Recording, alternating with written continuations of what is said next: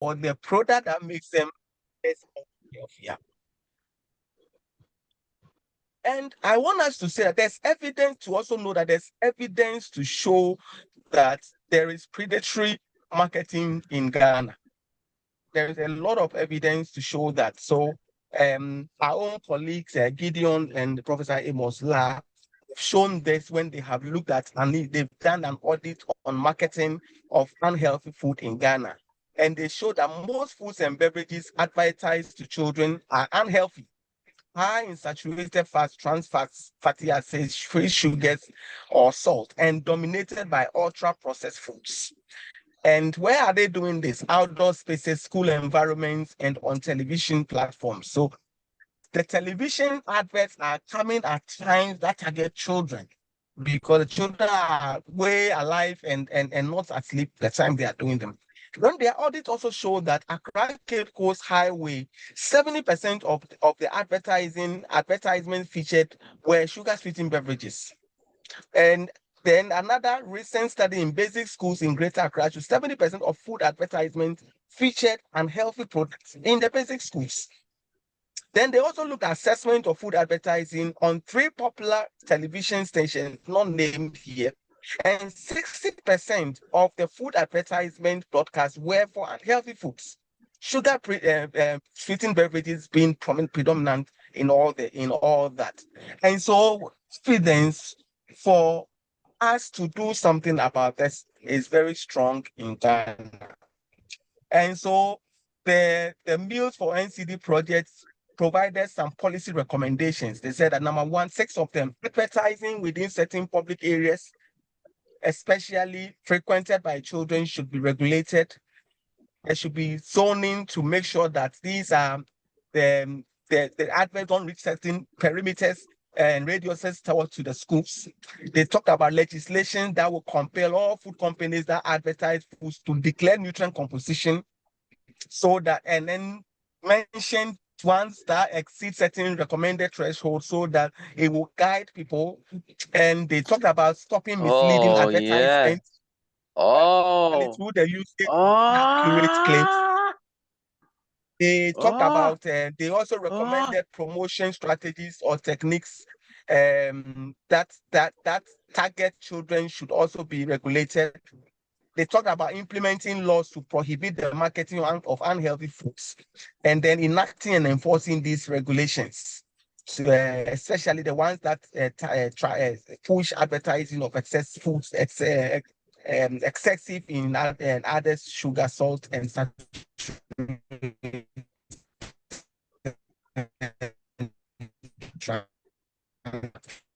and so they do recommendation. And WHO clearly set our recommendations on the marketing of foods and non-alcoholic beverages to children. This is where we come in. We must ensure that these recommendations are taken on by government and then passed. There are 4 recommendations by the WHO.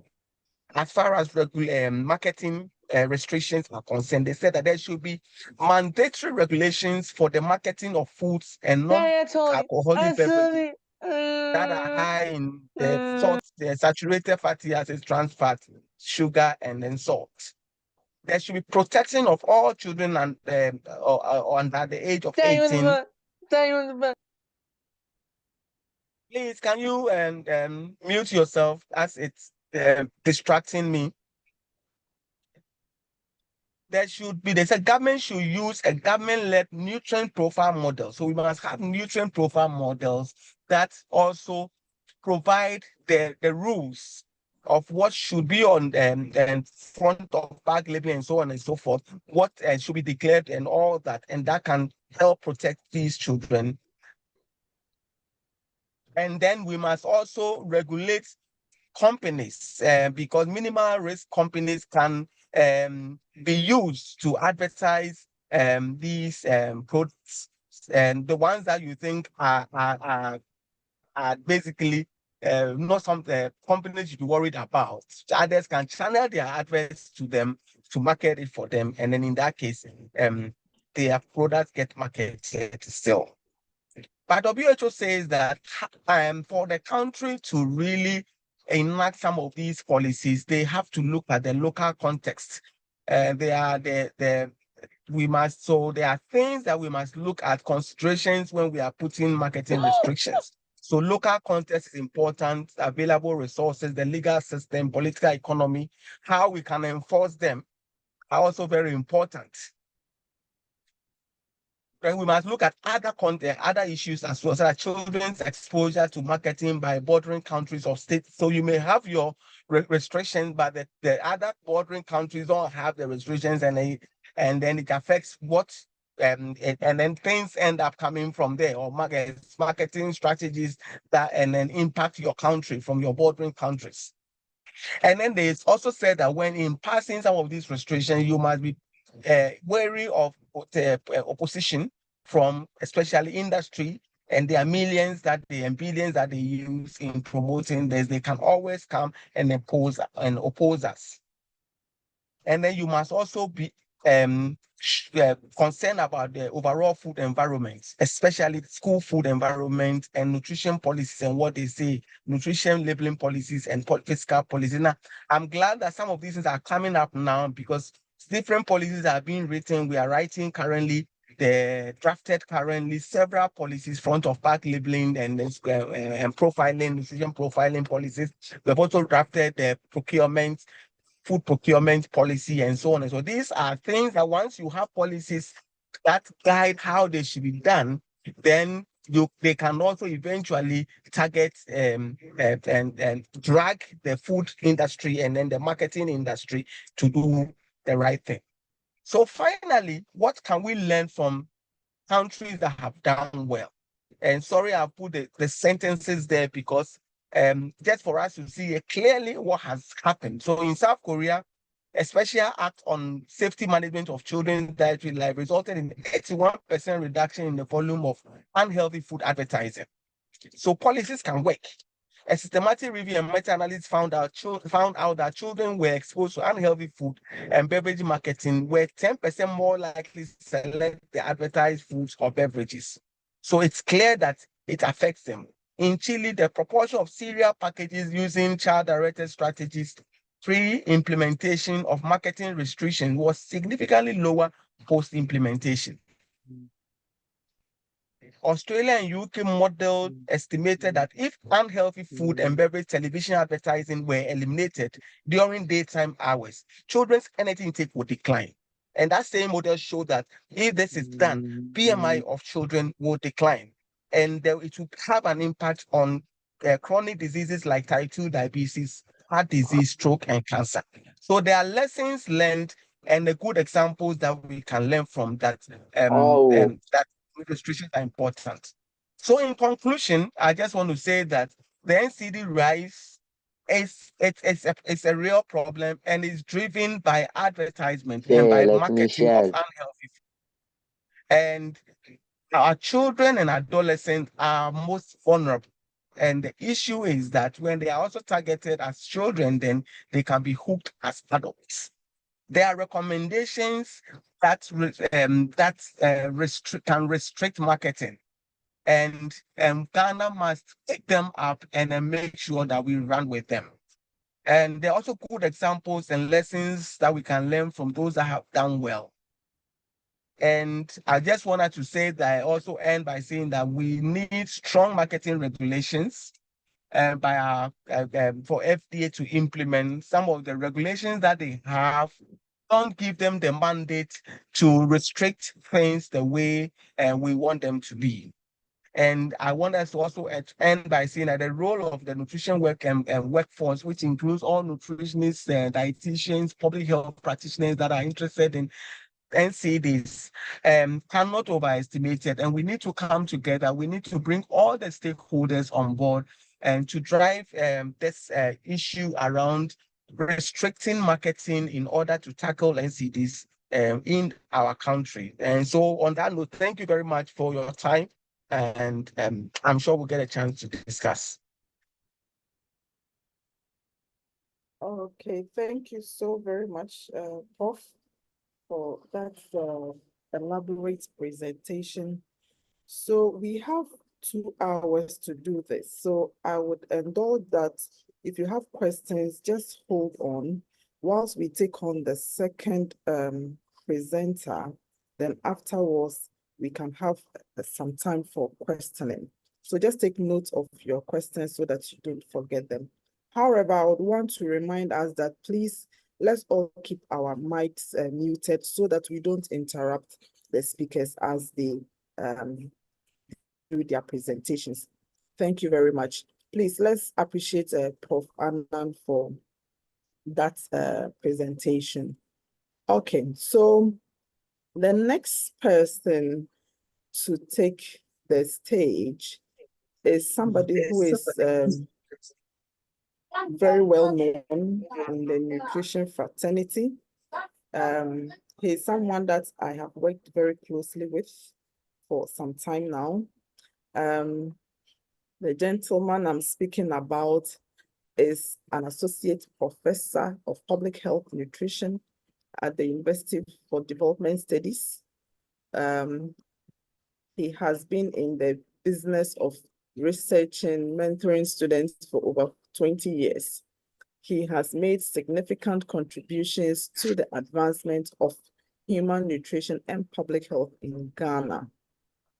He has provided consultancy services to various local, national, and international agencies on nutrition and health-related issues. He is a strong advocate for nutrition and public health and has engaged extensively with the media, communities, and social groups to promote positive change in nutrition. He holds a PhD in public health nutrition from the University of Southampton, UK, and also an MPhil in human physiology from the University of Ghana. He is none other than our very own Professor Paul Ama-Aye. He is our second speaker, and he is addressing the topic from label to table, how marketing regulations can shape healthy food environments and reduce NCDs. Please, let's welcome Professor Paul Ama-Aye as he takes the podium. And please, let's all do the needful. Mute yourself. Mute yourself. Cynthia, thank you very much. Right, Prof. Aye, you have the floor, sir. Right. Thank you very much, Felicia. Thank you very much for the introduction. Please, can you share the slide? I'm having challenges sharing, so you share it. I'll have it here, but I can't share. So if you share the slide, I'll be very grateful for that.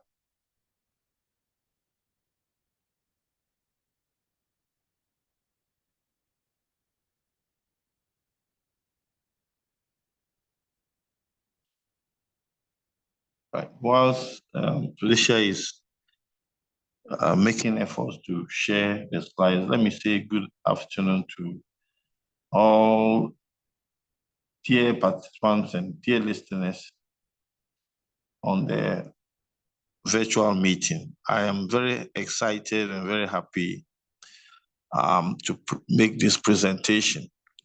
The topic at stake is very critical and crucial for us and for our country also, because we know how important the issue of NCDs is to us.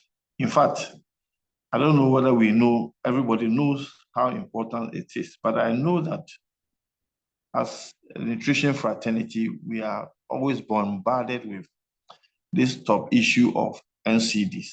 I personally had the opportunity to make a presentation on this particular area and look at the causes and so on and so on, and the way forward. Next slide, please. Yeah, I'm hoping to make it a very short one because I don't have many slides. And I think Prof. Anand has done a great job. He has done a very good, underground, or should I say background on NCDs. So I don't want to get into that area. I want to start by making us aware of what food marketing really is And I'm talking of food marketing, not just marketing. There's marketing in so many things, but I'll restrict it to food marketing. And we know how important, if we don't know at all, we should know that it's an important factor that will influence our eating behavior, or that has an influence on our, and I think Prof. Anand clearly illustrated it. And especially we're talking about children and adolescents. He clearly did, showed it on the various diagrams that he talked about. What is not clearly coming out is the influence that these these marketing strategies have on our pregnant women. We have never tried to look at pregnant women. I didn't bring it out in there, but I'm going to talk about it because that for me is a very important area or a very important stage of the life cycle where we need to address issues so that this NCD thing can be nipped in the bud. Because we are always we're talking about children. It's good to focus on children, but where do the children come from? The other day I was talking to some students and I asked them, the egg and the chicken, which one is more important? I'm not talking about the origin or which one came first, because that issue has not been settled. It's still ongoing, but which is more important? And a lot of them actually concluded that it is the chicken which is more important because the chicken lays the egg and the egg eventually becomes a chicken. But if the chicken does not lay a good egg, what kind of chicken are we going to get? So you need to focus on the chicken so that the eggs that the chicken is laying will be good eggs so that we can have intergenerational improvements in the chickens that are going to be coming out. So for me, all these things we are talking about, we should also think, look behind and focus on pregnant women. That is one of my areas I want to really go into.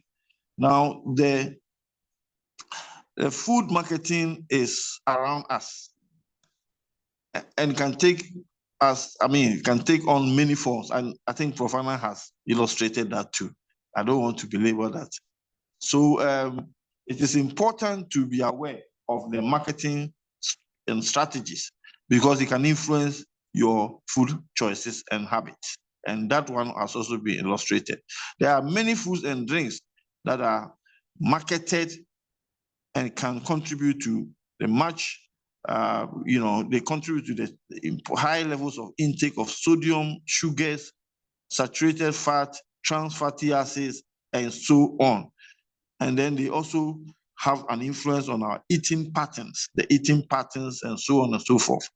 In fact, having said this, I want to draw your mind to something that we are talking about marketing and so on and so forth with regards to foods that have got specific, labels, and we can even determine what is happening to them. They are manufactured by industry. We forget that most of the foods that we eat are actually from the market, from actually the farm gate and the market, where there are no specific indications for the content and so on and so forth. We just go there, we buy. We go to the market, you want this, you buy. You don't have anything to look at. That is also a worry, even though we are talking, these are with reference to industrially produced foods. But in Ghana, it's not the major foods that we eat. They are not the industrial produced food, even though we should be concerned because it's becoming something that is increasingly an issue, a problem. But most people take foods from the market, which are also very important to consider.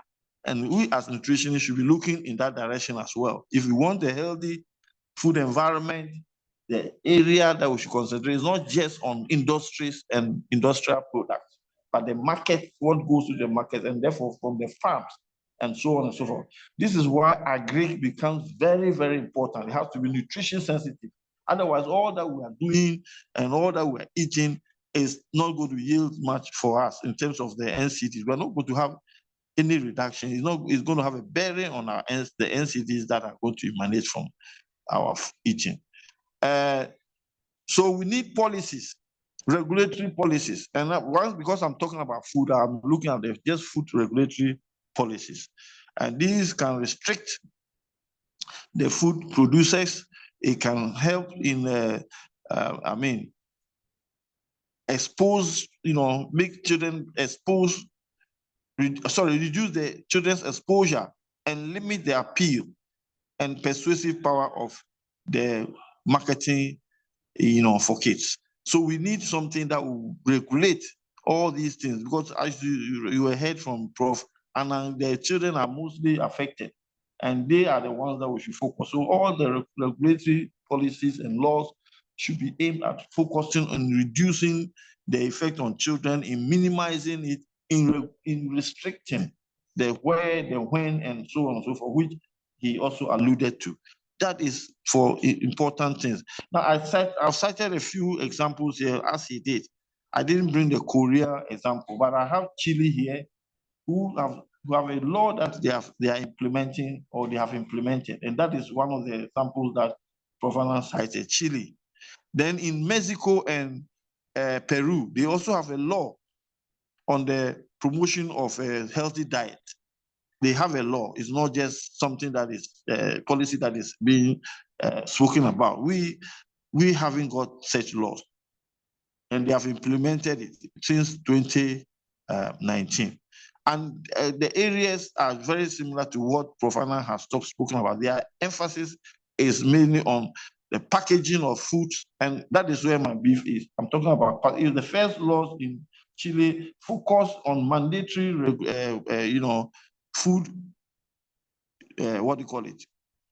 Sorry, labeling of food packages, mandatory, and then they regulated it. And some of the issues that Prof. Annan alluded to, having front of label package, and of the package, and having different colors and all kinds of shapes and so on, just to show people how to. And I'll talk about that when I look at the labels, then you understand what I'm talking about. Now, in Ghana, for instance, we don't have similar laws like in these other countries. But what we have is that we have primary laws and regulations that are mandated by the Public Health Act. Okay, and it mandates the Food and Drugs Authority, for instance, to have guidelines on food advertisement.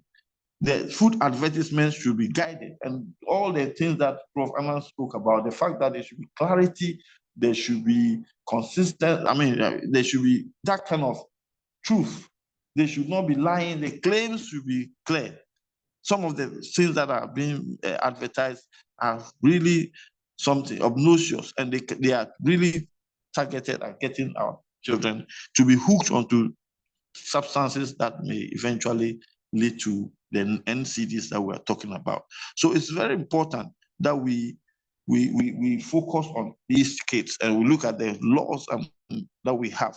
Food, I was going to talk about the other one. Food and Drugs Authority are not the only ones who are mandated in this way. Since time immemorial, the Ghana Standard Authority has been mandated to look at, a whole lot of a large list of items, including the labeling of materials, and that would include labels of food. They were supposed to look at food labels, and specifically, we know what is going on. They have been looking at them, but they really, actually, I don't know how they implement it. We know what is going on with regards to food labels. There are all kinds of food labels, including the ones that come from outside that are written in different languages. What did you press? You don't understand. So all these things are not clearly that these food labels are not regulated. There is no strict regulation. There's no strict, and food advertisement is also ongoing. And Prof. Annan has said that aggressive and all sorts of things, targeting children, pregnant women, and adults, so that they can get at them and they can get them to dodge. So it's an issue that we should be concerned with. Now, what actually are food labels?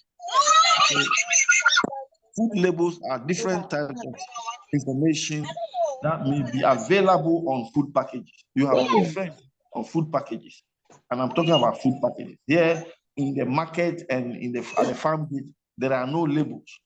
And let's keep that in mind, because most of the foods that we take are from there as well. So what are we thinking about? What do we do?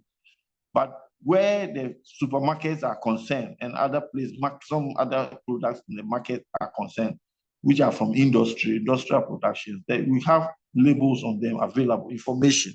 Now, this information can help a person to make informed choices about healthy and safe foods. So when you look at the information, there are specific things on the information, the labels that can help you to make an informed choice as to whether the content of the food or the composition or whatever it contains is good enough for you, and so on and so forth. And these are some of the things that we have on the labels.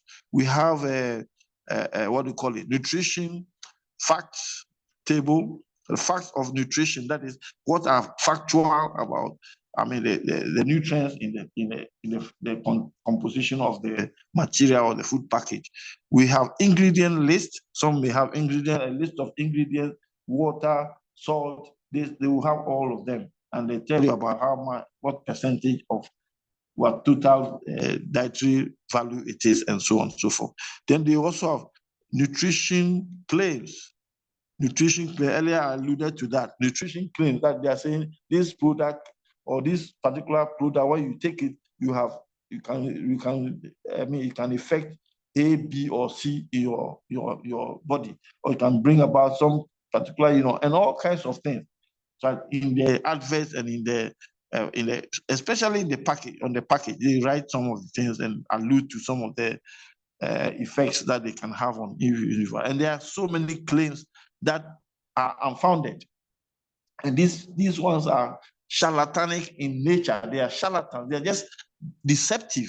In fact, most of the time, some of these things are very deceptive. Not only in Ghana, even outside. I mean, most of the high-income countries, there are deceptive claims on the labels. So it's very important. Please, can you go back to the previous slide just for a second? Yeah. We are also looking at food allergen labeling. In some instances, you have gluten-free and so on and so forth be on the label to show that if you are allergic to these things, you shouldn't take them and so on. By the way, having food allergy is also a non-communicable disease. So we should be thinking about all these things. Now, then we have date labeling. Now, date labeling, unfortunately, is where we major. In fact, in Africa and Ghana, I mean, I can speak for Ghana. In Ghana, a lot of consumers who buy these packaged foods major in date labeling. They look at the date, best before, what date of manufacture, date of expiry, and so on and so forth. That's where we major. Please, next slide. Right. Thank you very much. Now, what is important with food label, and I've shown you all the things, the legislation and laws about food labeling and so on. And in our case, what are we doing? Well, we should be thinking about it. But what is important for food labeling is that the food that we eat, the consume, the diet that we have, and the responsibility for our health can all be influenced by what goes on the nutrition fact sheet.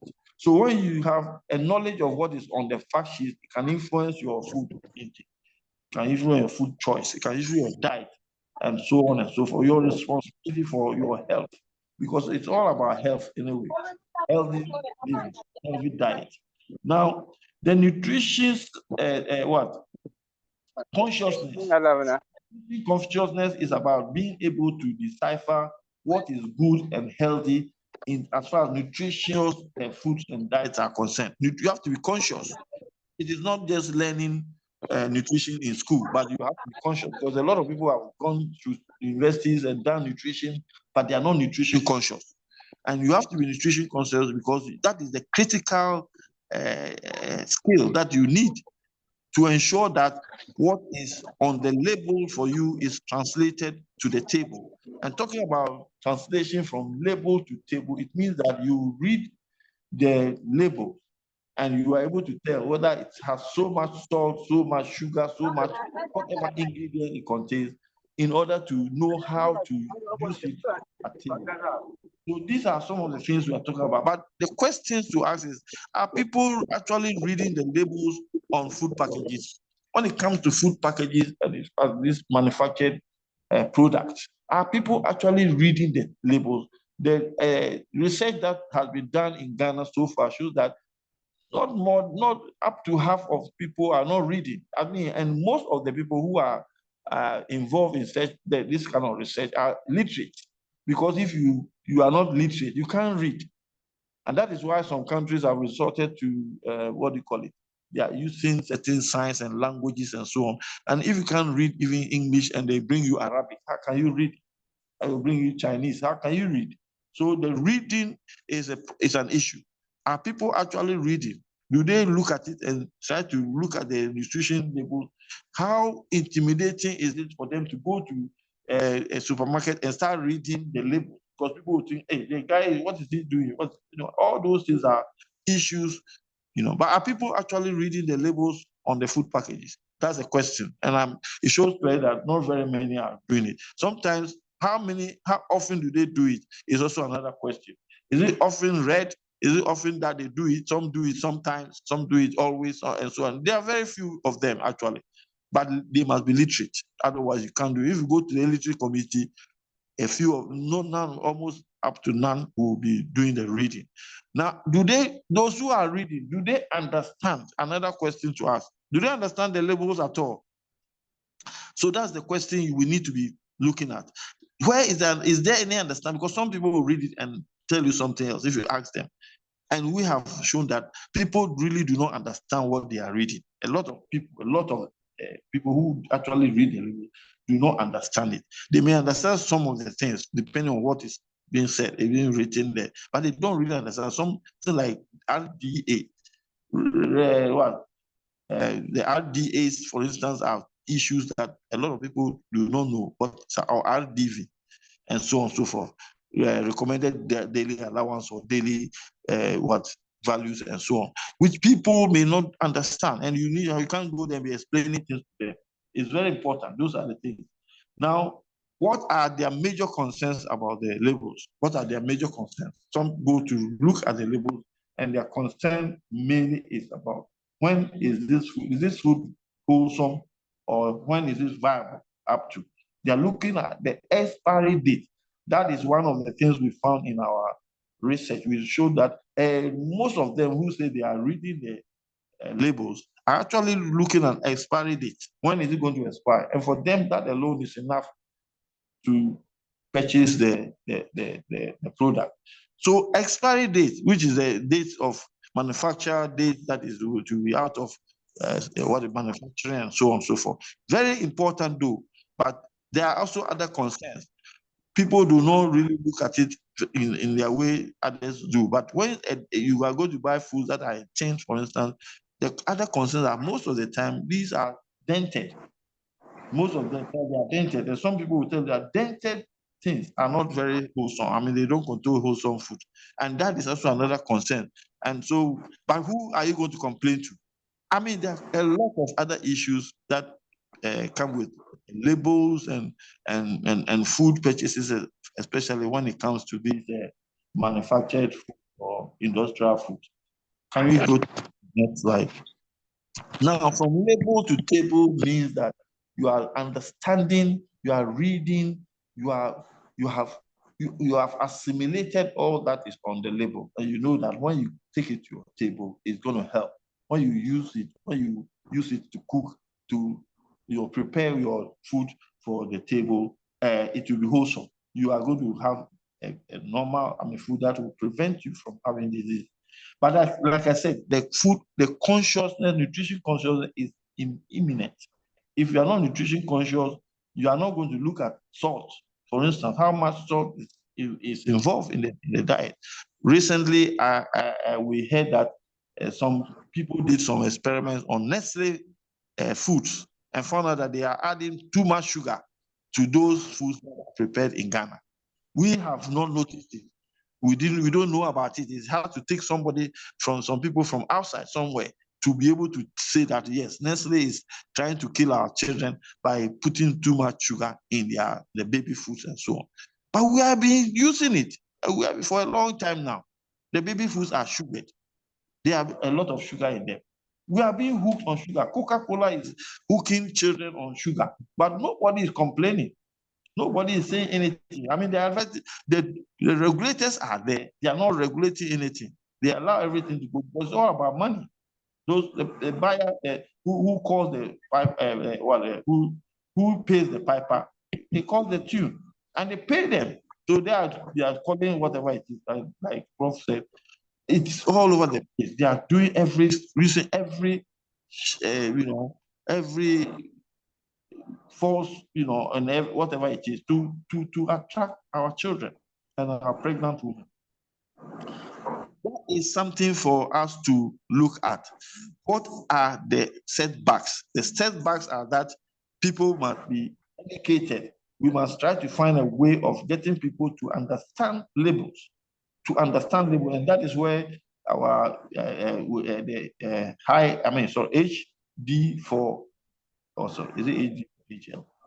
H4, sorry, healthy diet for healthy lives, right?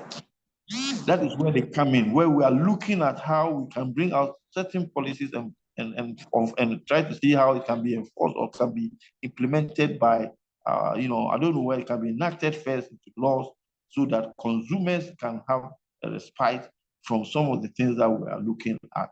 Then we are also looking at how the regulators will focus more on food labels, not on other labels, because food is critical. The food labeling is critical for our nutrition. And so if we don't look at it, we'll be poorly nourished whilst we are looking at other things, which are not really, very important to focus on. So we need to bring that out and make it very clear. We all know about the sugar sweetened beverage thing, how we made noise and all that. Now we have a fiscal policy on that. So it's important, it behoves on all of us to focus on some of these things so that we can bring out a lot of regulations, a lot of policies, and we can focus on these policies and get them enacted into law. And I think Hd4Hl is doing a great deal, and then the A4L, A for health or life, okay, advocacy for health, is doing also a marvelous job. We are all in it. We are trying to get to that point where food will be regulated. Now, what is our role as nutrition practitioners in this situation? I've given you some insights and what we can do, but I want us to take a second look at this issue that I raised earlier on. It's about the actual reasons or the actual people who are supposed to be cautioned or to be educated with regards to labels, from label to table, are those who are actually buying their foods from the from the market and from the farm gate. They go to other people and buy and bring it to the market, and people go to buy. There are no labels there. So in actual fact, from farm to table or from farm to fork is where we need to also focus. So that's where there's no label. We are focusing on farm to fork. We need to look at it where healthy diets are concerned. We need to also expatiate on the foods that people are eating and getting from the market. Now, I can assure you the kind of food that people eat in the markets and in the various food joints and so on are foods that are bought from the market, not from supermarket.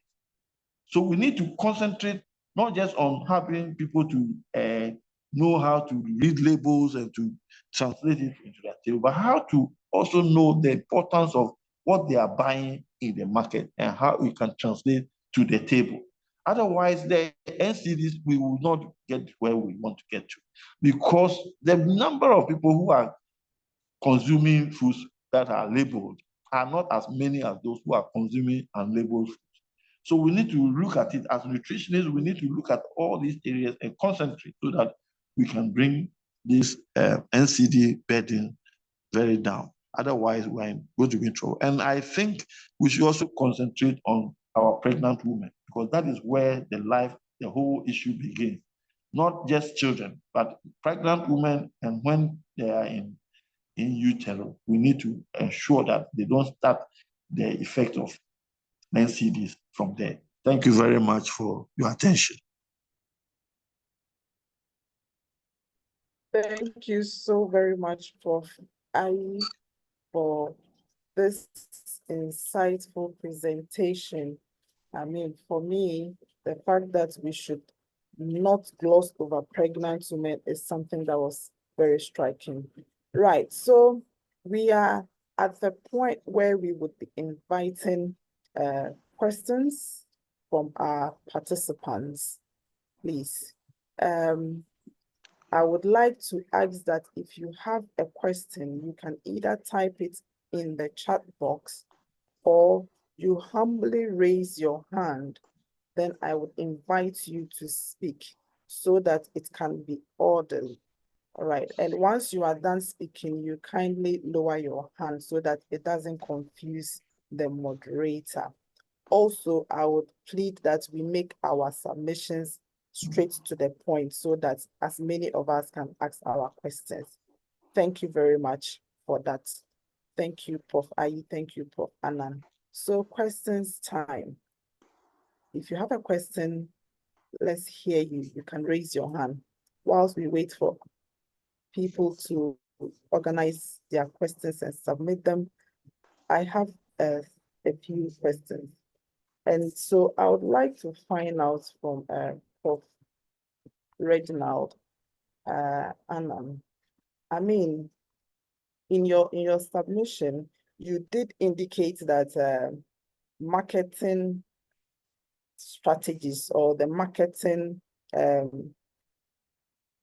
style that these big techs are using is affecting children. And you stated that the marketing effects targets children and adolescents who are most vulnerable.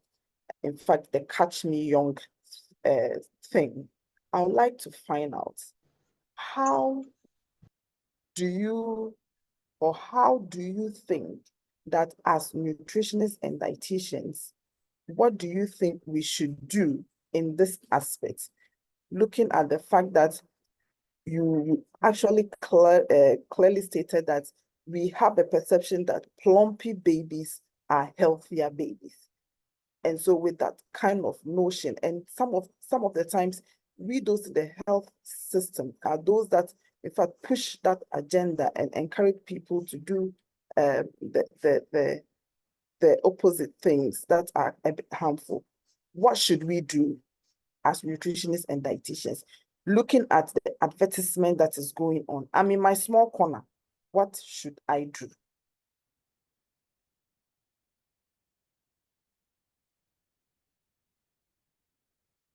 Hello? Yeah, the question is going to who? Prof. Annan. Okay. Prof, are you there? He's not there. Okay, so Prof. Ayi, you mentioned that the foods that we are eating, the majority of Ghanaians are eating, are not those that are the labeled ones, the supermarket ones. These are the ones that are from the farm gates, right? So these are unlabeled. How will I, as a nutritionist, listening to you now and feel burdened with all the information I have, how do I act?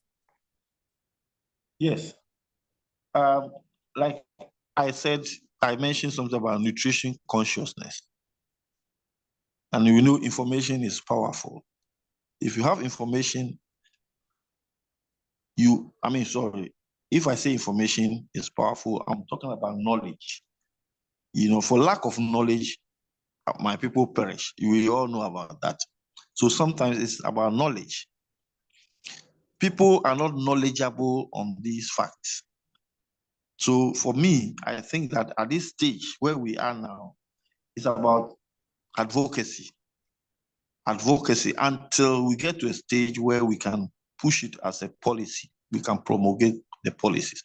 Now, if you look at the sugar sweetened beverage thing, how we got to that state, it started for a long time.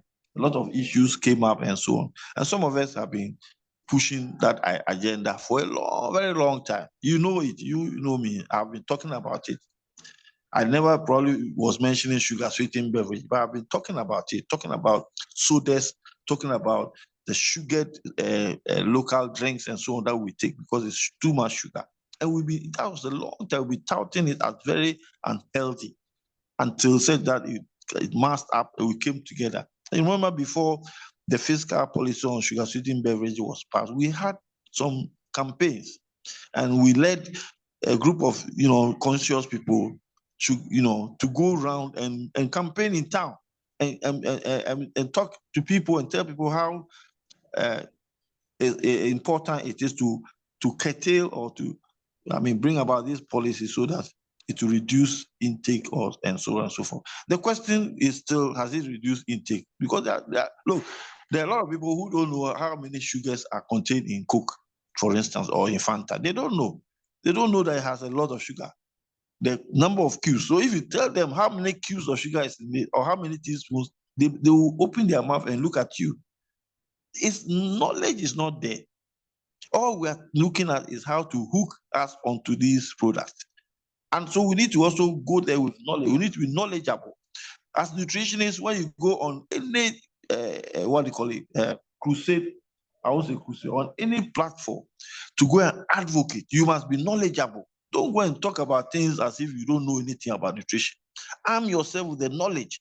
And a lot of the time, most people who do, when you don't have the knowledge, you are afraid to go on board. It's just like preaching. If you don't know the Bible or the Quran, you can't preach. What are you going to be talking about? The same thing over and over. No, you have to quote verses and so on. The same thing with nutrition now. We need to advocate. We need to know what we are talking about. Otherwise, you will not be making any inroads. Even on labels, a lot of people don't know it. I'm talking about label reading, label understanding. So if we were to ask our people who are currently, in the virtual platform we have now, there are a lot of people who, if they admit that they don't read labels, they don't even understand. All nutritionists, I'm talking about nutritionists. I think that's going to be my next research. Look at the nutritionists themselves, whether they actually understand what they are supposed to do. Because it's a problem. Otherwise, we will not make any inroads. I'm telling you, we will not get anywhere. We will be going in cycles and be there. Gand cannot do that. We need to push forward. This is an agenda that has to be pushed. And like Prof. Anand said, we have to push it and make sure that the government takes a better step. Right now, Food and Drugs Authority and Standards Board, they are sleeping.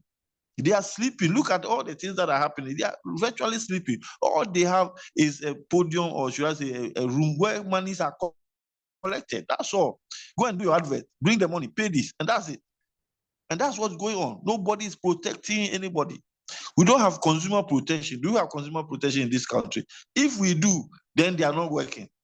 Because there are some of these things you can take up. Or maybe they go up and there's no law to back them. So they will just, they just slip by. I don't know if I answered the question. Have I? You have. I wanted to attempt something on the Prof. Anand's the issue. Has he come back? Is he there? Prof. Anand? I can see him. I'm here. Right. A question was asked. You go ahead then. There was a question. I don't know why they will repeat the question so that you answer. About the fat children. So the question was, now that you've made it known that these marketing companies are targeting children and adolescents. Exactly. In our regulations, what provisions have been made to ensure that these things are curtailed? Or is it that we are not monitoring enough, or we are not making noise enough? I saw that for the alcohol, there is a time limit that alcoholic beverages cannot be advertised. But for the other food beverages, we are not seeing anything like that. So I just want to find out what is being done in that space. Oh, please, can you mute yourself, please?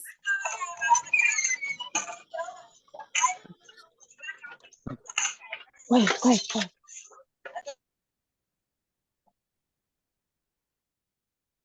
Okay. Yeah, I think so. I think I can answer now. It's quiet. Okay, thank you. Please go So, ahead. so really, you know that, and I when Prof. I was talking, he was mentioning FDA, and it's all about what your policies, the country policies say, and what our laws say. So what we are currently pushing for within Gand, the Ghana Public Health Association, and also the National NCD Alliance, these three organizations that work together on the advocacy for health and also the Hd4Hl project. What we are pushing for is to have policies on everything. So your policies actually provide a framework for what others, how people should behave, including the food industry. And so if your policies don't provide the framework, then people can do what they want or do the wrong things. Now, you start with policies. Eventually, you want to enact laws when really you can see that people are enforcement of the policy becomes a problem. But you start with policies and it creates that environment. What I want us to know is that hitherto, we've not, even WHO, you will see that in quite recent times that they have now brought out the issue of the industry targeting children and appealing their marketing to children and adolescents in order to catch them. And I even said that tobacco used it. You understand? So the WHO, even others are now, this is becoming clearer and clearer and are pushing that, look, there must be stricter laws. There must be stricter regulations. And so Ghana, we have a long way to go. We first of all must have policies on all these issues, including marketing. Then we must have either policies and laws that also provide what restrictions should be done as far as marketing to children is concerned. So when you talk about the alcohol law policy on advertising, you mentioned that it's 8 p.m. Yes, so that is what FDA says. You can't you can't advertise alcohol before 8 p.m. Then now we are saying that it should shift to like 11 p.m. because children are still awake at 8 p.m. So those are the things that now you must look at, what even the policies you have already, how, whether they are children friendly and whether they address the peculiar needs of children. If they don't, you push for them to also encompass that. So policies around advertising in schools, what school cafeterias can sell, and what billboards, how close your billboard on, let's say, a sugar sweetened beverage should be to a school, are also not there. So you will see that you can see a sugar sweetened beverage that's quite close to a school. It's on the way to the school. But there should be policies that say that like within 1 kilometer, it cannot be, so that children don't see it on their way. And so those are the things that we have to get to as a country in trying to address this problem with advertising to children. Because you see, adults can really decipher sometimes. When they are informed, they can choose. But children really can't decipher. And so they are targeted. Okay. Thank you very much. I have a few questions. Just a little comment. Okay. Just a comment on what Reggie has just said. I think policies are very, very important and very good. And I think they're also informed by what we are doing as groups who are very knowledgeable on the particular topic that we are discussing. So we need to push as a group. But one thing is for sure, there are already some issues or policies that are written in the books of most of these regulatory bodies. They are there and they are using it. So if I say they are using it, it's there, it's written. But the implementation of the policy is what is lacking, or what is lackadaisical. Implementation, this issue that Reggie is talking about, is there. Regulation of advertisement in schools and close to schools, and so it's there in the books. If you look at the FDA guidelines on advertisements on food. It's all there, written there. But who is implementing it? Who is enforcing it? That's the whole thing. We, as for Ghana, we have a lot of policies and whatnot that are very nicely written and they are stuck in our books. But who is enforcing it? This fiscal policy we moved and then it was enacted into, is it a law or bill? Well, sorry, correct me. I don't know which one to say. Was it a law or an LI? The fiscal policy on sugar sweetened beverage. Who is implementing it? You can go around and see. In fact, there's a high proliferation of sugar sweetened beverages that are going seriously against the bill or the policy. A lot. If you go into town, you see there are even coming more sugar sweetened beverages and caffeinated and, or what do you call it? Energy drinks. They are all over the place. As for me, Tamale, I know what I'm talking about. It's there. You go and the thing that is supposed to tax the thing is not on it.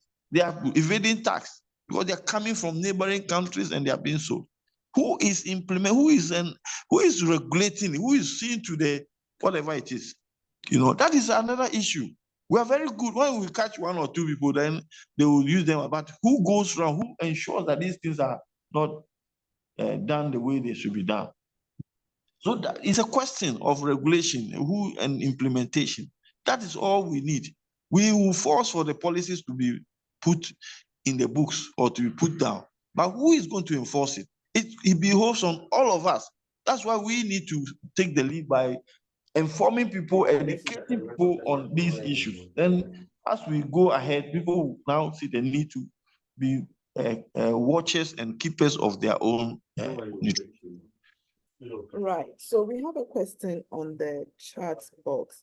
It says that how do we explain to the general public during nutrition and health education when they make mention of the chemicals used on farm produce, especially fruits and vegetables, because we mostly advise them to consume these for their good health? He says to any of the speakers, please. Okay, maybe I'll attempt this one before Nishi comes in. Now, what the questioner is talking about is strictly a food safety issue. A food safety issue. In fact, there are so many of those issues that squarely counts under food safety.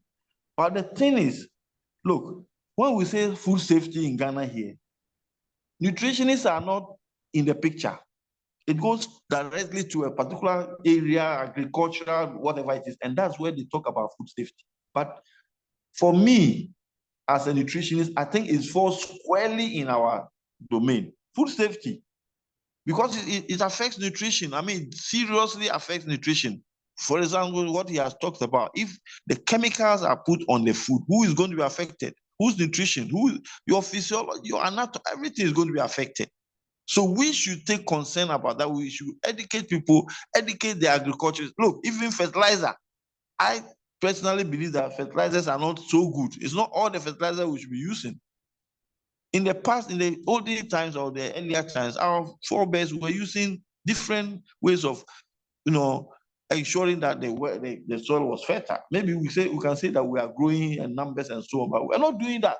We're not using all those methods. We want fertilizer to put in, and there's a catch, there's a caveat in using fertilizers, but we don't get it. Look, apart from that, we are using condemn. Now there's condemn all over the place. Condemn is glyphosate, the substance that is used to, is a herbicide or what we call weedicide. Let me put it that way. It will kill the weeds and so on and so forth. Look, initially, people were skeptical about the use of it, but they were using it anyway. Now it has become apparent and very clear that glyphosate is carcinogenic. It can lead to cancer.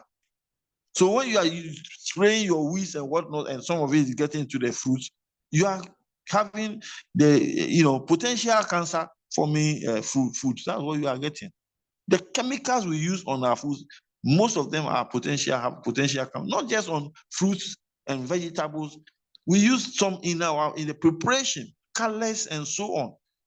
You know, the colors, the so-called E numbers, if whatever you put in our food, some of them have cancer-producing properties. We need to interrogate all these and come out clearly and let people know that, look, these things they are doing is not good. I remember very well when we were Ghana Nutrition Association, the issue of tomato paste came about.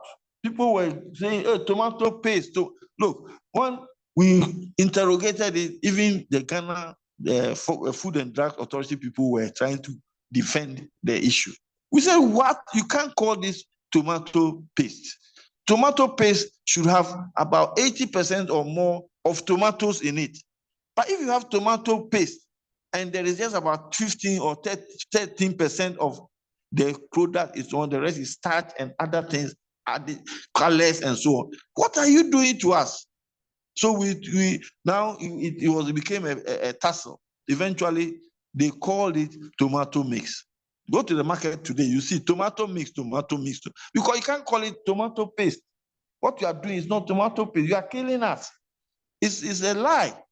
They are claiming things, and then so these are the issues. We need to tackle them one by one. I can go on and on. There are so many products there that need to be confronted, and we are the ones who will do that, because it infringes on our not just our right, but our nutritional what do you call it habit, our nutritional efforts. Thank you very much, Profana. Yeah, hello. Yeah. Yes. No, I'm Prof. here. I think you've answered. Okay, so maybe if there are more questions, but I know that the questioner is asking that there's supposed to be a lot of nutrition education. That should also be the work that we do as individual nutritionists, dietitians, public health practitioners, but also as Gand Academy of Nutrition and Dietetics. We must rise up to the challenge to educate the people. Once the people are educated and aware, that's when the consumer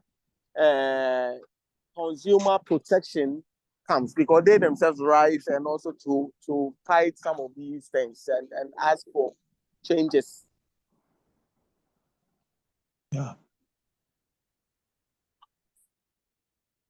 Yeah, Felicia, someone has raised their hand. Okay, so Frank, please, you have the floor. Yes, so thank you very much. As Prof. I rightly mentioned, and I would want to make a contribution to that issue of the use of chemicals, whether agrochemicals, to grow vegetables and fruits, which is a big issue for us in practice. It's one of the biggest headache, and as Prof. I rightly said, it falls beyond our jurisdiction. I mean, it boils down to the authorities that are in charge of trying to regulate some of these agro processes. But practically, what I usually advise my patients to do, one, to encourage them to grow their vegetables, especially with vegetables. I mean, there are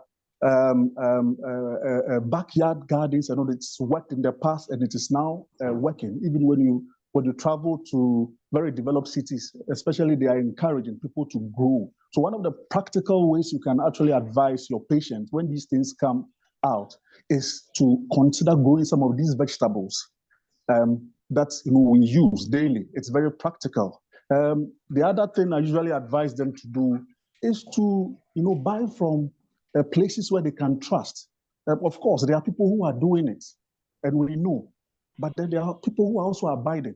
So one of the practical ways I advise is, to look out for places where they think or they can ascertain, because it's a big problem which is really, really way beyond the dietitians and the nutritionists, especially when it comes. But it's a problem because, as the person who asked the question rightly said, they ask us, we tell them to eat it. They ask us. So these are some two practical ways I usually deal with wherever I go to give nutritional education or nutritional talk, or in the consulting when I see patients, I ask them to. So at least it is something that they can do in the interim whilst the authorities that are involved, who are responsible actually for some of these safety practices. As Prof.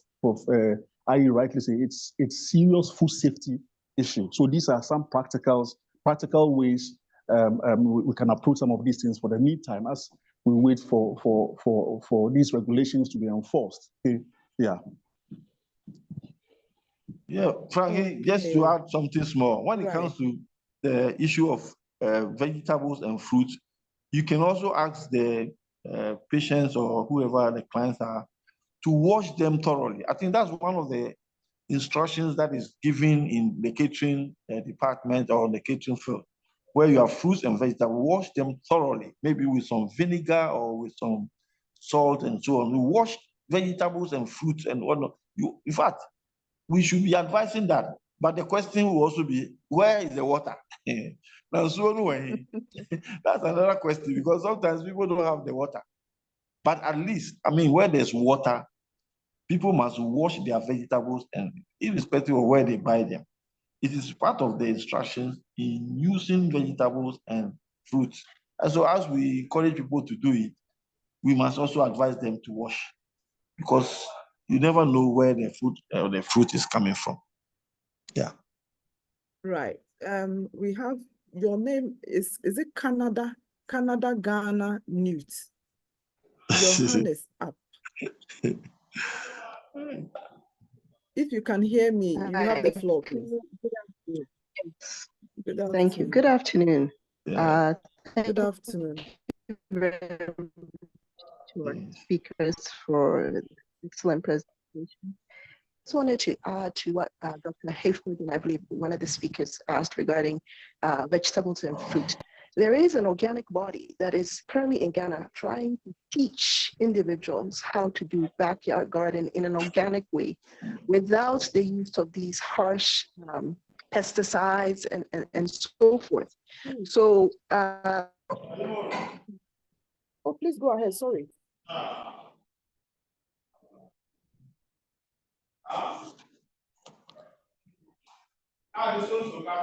Oh, please, there's somebody interrupting her. To our patients. Yes, the water.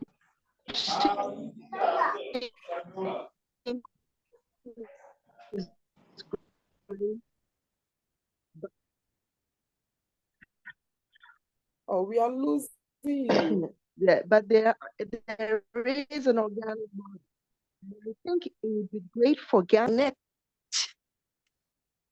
with this organic body called. I think I have lost her. I don't know if everybody has everyone else have lost her. I can't hear her anymore. Can you hear me, please? Yes, I think I am clear. So if she gets to join, I'll give her the chance. All right, so you have lost her too. We have just a few more minutes. If you have any question, you can raise your hand and have your take. Yeah. We just have about less than 5 minutes. Okay, I can't see any question in the chat box now. Yeah, so somebody is saying that we have a lot of work to do. How many consumers know that tomato mix is not the same as tomato paste? Wow. Yeah, and so that's very true. I wanted to find out, besides the known bodies that are fronting the campaign, okay, such as our own Gand and then the Hd4Hl and Kappa. I want to know, as individuals, and that's to both presenters, what opportunities exist for we dietitians and nutritionists to explore so that we can drive home this message, besides just sitting in our consulting rooms and in our various facilities and offices? What is the broader picture? Which areas, what strategies should we employ?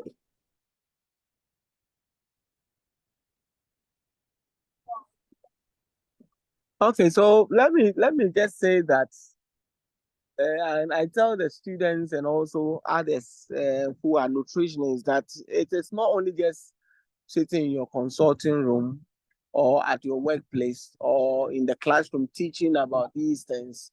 We must also be out there. We must be in the media houses when are the opportunities, because they call for us sometimes and they want us to come and speak on things. We must go and do it.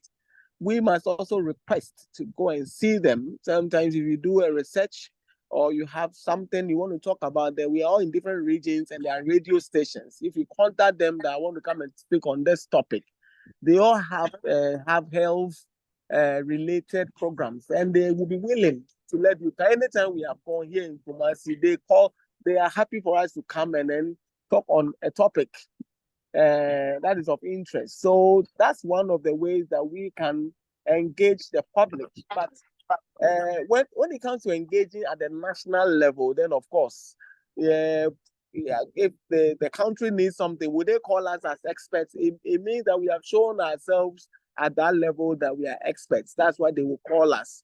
On the road to doing that, we must engage the public generally and the media people and all that. SSB program, we did training for media on these things. So when you call them and you give them some training, then they will be out there also speaking on our behalf. And I think that we must be out there. We must also be politicians. It's part of our work, be politicians. Thank you. Prof. Ayi, if you would want to have a take at this as well. Yes, I think a lot has been said by Prof. Anna, but I just wanted to, of course, I mean, I just came from a radio station this morning. I'm sure you listened to this. Yes, I did. Yes, and I did. we talked so much about some of these aspects. It's a very important thing. Prof. Anna said, we must look for the opportunity. Sometimes the radio station will not come to you. You have to go to them. Let's look for it. But in all that, you should be knowledgeable. Please, if you don't know what you are going to talk about at the radio station, don't go. Don't go and just beat about the bush there. We want seriousness and knowledge. So you need to read and ask people to explain. Because look, it's a serious business we are talking about. These issues we are talking to you about now are serious issues that you need to delve into. You may not necessarily be an expert in that area, but when you read, you understand. You read in between the lines, you see what is going on. And then when you get there, you can talk about them with authority. And that's what they want sometimes. Most of the time when you go to a station to talk about any issue and you don't have any authority on it, you wobble on the thing and they say, what is this person talking about? The listeners don't even take interest. But when you talk with that confidence, everybody knows that, yes, you know what you are talking about. And that's what we are talking. And me, my students, they know me. Anytime I enter the class, they know that I'm going to give it to them as I usually do. Now, one other thing, just a small thing that I want to say is this.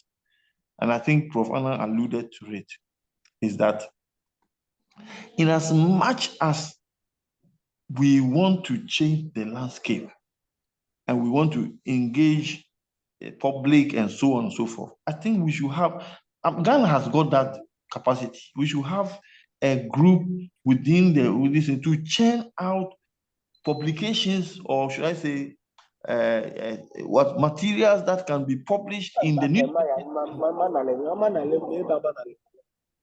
We can publish this in the newspapers, in the local newspapers, or have them read for us on the radio station or wherever. Like, like publications that come out. This is what is going on, this is that, and so on. And people will read. Some people will just read those things and know that there's something going on. I have a typical example to cite. I wrote something for the Catholic Church. They were doing their 75th anniversary. They were doing it in Tamale here. And then there was this brochure that they were making. And one guy approached me that he wanted me to write something on nutrition in the era of the coronavirus, disease. And I wrote, in fact, everybody was impressed. Those who read it, they came to me and said, wow. Because I was talking about the fact that immunization is dependent on your nutritional status. If you think that immunization will save you, you are wrong. If you don't have a good immune system, which is fostered by having good nutrition, Your immune system is dependent on your nutrition, not on the immunization that you get. If you don't have that, they will immunize you and you will die, because the immunization or the material that have been put into you will kill you. And that's what we saw. A lot of people who went to do the immunization were dying of all kinds of things. So it is something that we need to do. We need to explain things. We need to broadcast. We need to do every avenue we get. We need to say something. And I think gradually it will make that impact. But if we sit in our home, like in our consulting room and so on, we're not doing that much, then we are not going to make any impact. But I think the products that are coming out from our universities now, we have a lot of nutrition training schools and so on. If we focus on them, we have a critical mass of them who will get into the, various areas and produce or have an influence on what we are talking about. Thank you very much. Thank you very much. We are almost out of time, but we have our president, Professor Preko. His hand is up. I'll give him the last take, and then we'll wrap this whole webinar. Prof. Preko, please, you have the floor.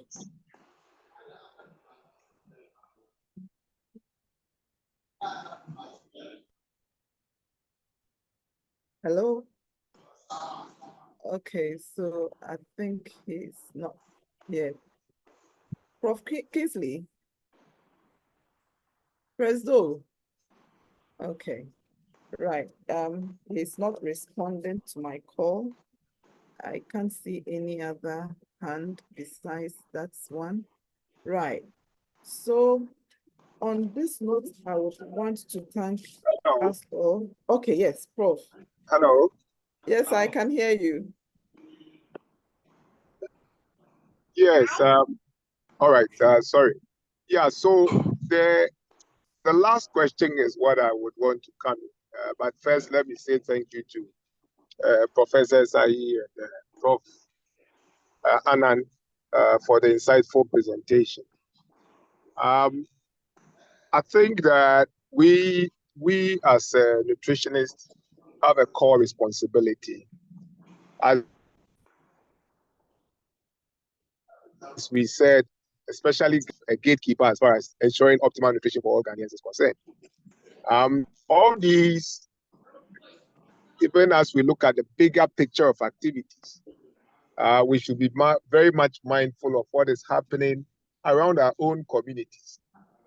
Luckily, we nutritionists are represented almost in every single district of the country. So each area that we find ourselves is more of a catchment area where we can disseminate information. The media, from my experience with the A4H project,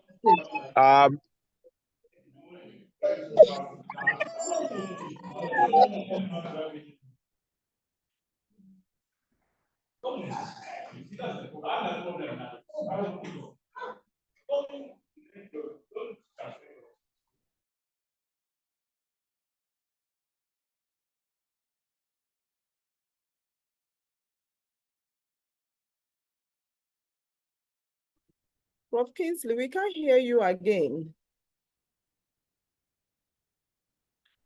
Hello? Okay, yes, now you are back. Okay, so sorry. A lot of churches, mosque, and many other sects are looking out for people to just come and tell them something about nutrition that they are not getting. I would plead that wherever we find ourselves, we can make that impact from there. And another important area we are neglecting is our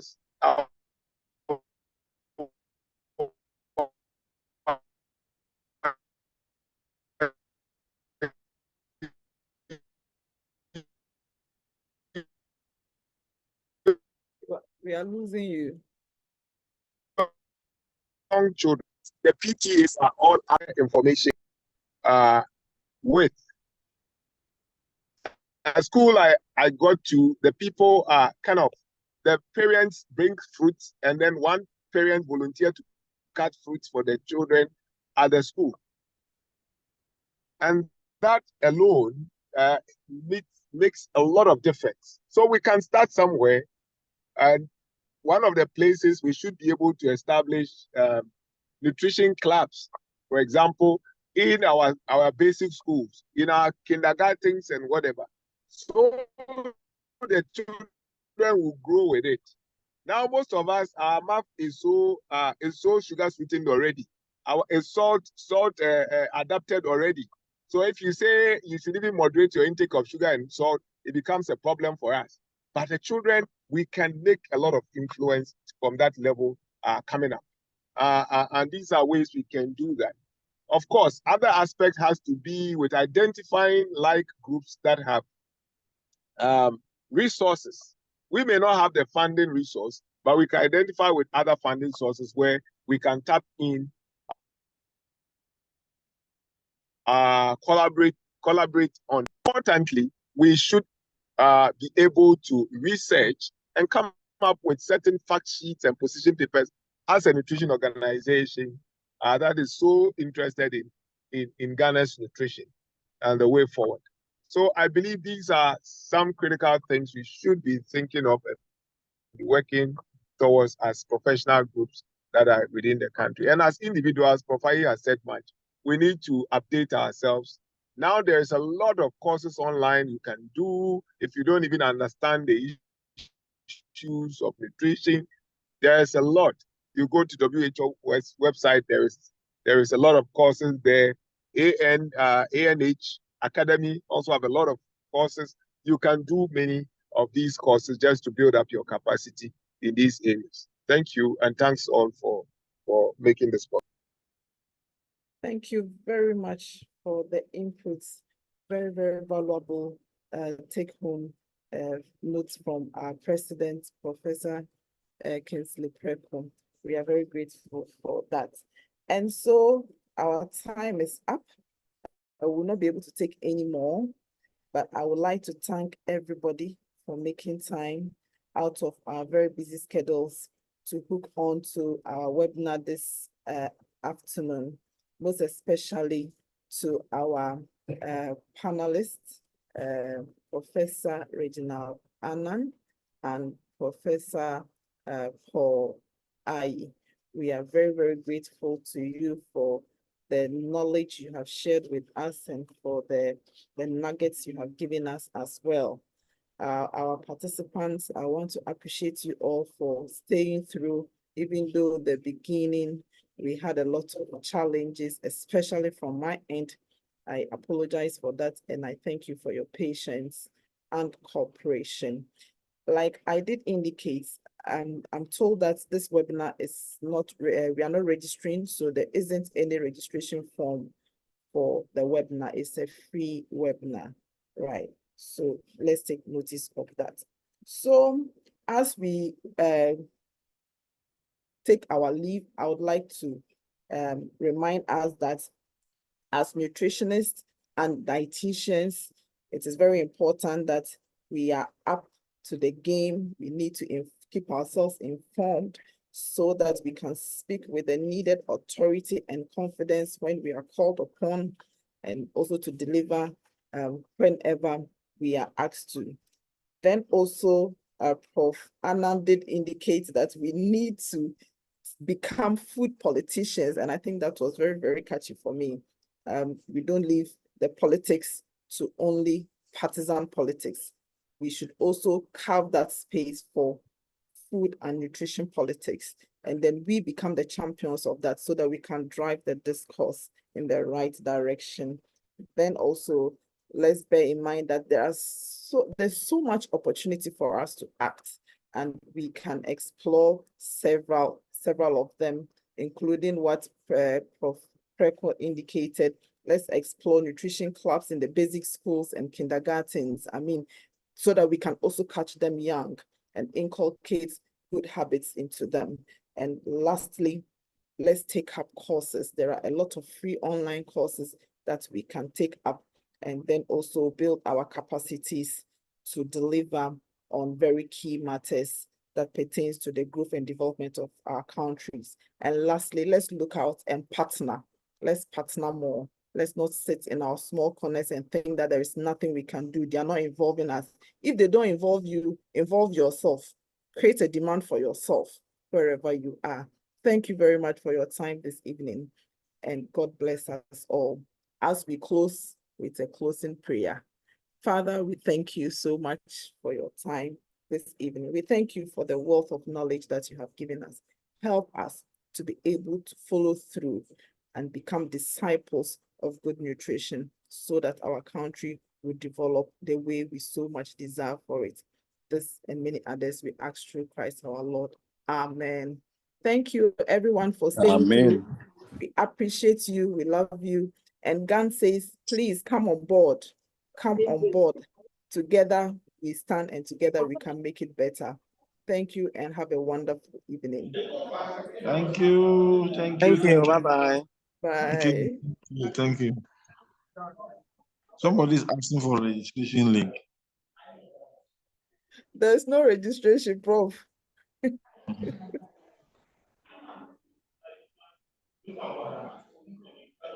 Hey, Statina, so you were there. I didn't. Hey, let me stop this recording. Don't mind, she's quiet there. She's enjoying Yes. everything quietly.